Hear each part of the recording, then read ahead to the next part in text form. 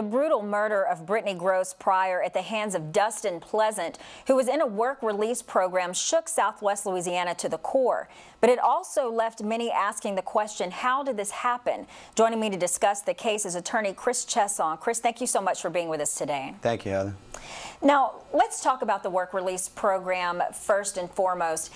It does have its merits, and I want to stress from the very beginning that this is not the norm. This was an exception to the rule. But let's talk about the candidates and what they're looking for when they're going to release someone into this program.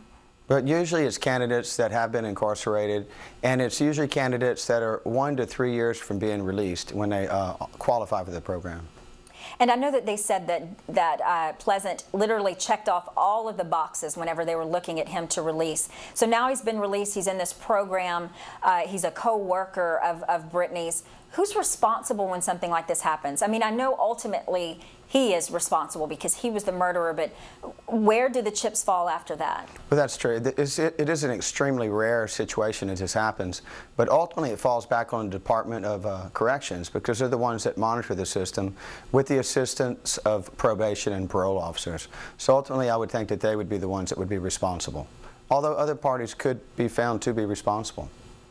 Now, I know that law enforcement is looking at the work release program and seeing if maybe they can tweak it or seeing what happened in this case. A lot of people are questioning how he left the building to go after her and how all of that went down. What do you think law enforcement will look at now in order to ensure that this doesn't happen again? Well, certainly I think that it will come down to monitoring. I think that technology provides lots of monitoring devices for these people. They're much more affordable now, and I think that if monitoring was properly used in this case, I don't think that this would have happened.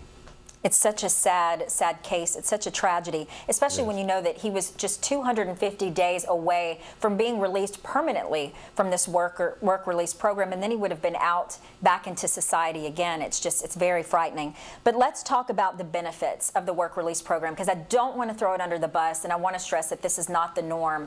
I know it works to for lack of a better word, just to reintroduce them back into society. Tell us about that. Well, it's called a transitional program. Most states, all the states in the United States participate in it.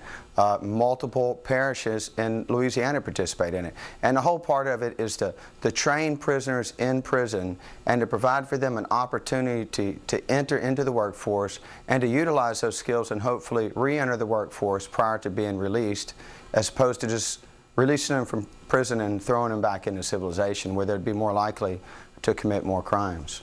Absolutely. And I also read that 10 to 20% of these guys that are placed, guys and girls that are placed in these work release programs, go on to actually keep the job at the place where they're doing this. So it really does have its merits. And that's correct. And not only the 10 to 20%, but I'm sure a much larger percentage of those go on to continue working in similar type jobs. I'm sure that they just want to put the prison deal behind them, and they probably at that point move to a similar job in another area where they can go on and live their life and without looking back at their past. Chris, thank you so much. You brought up some great points. Thanks for being here. And again, our hearts go out to Brittany's family, of course.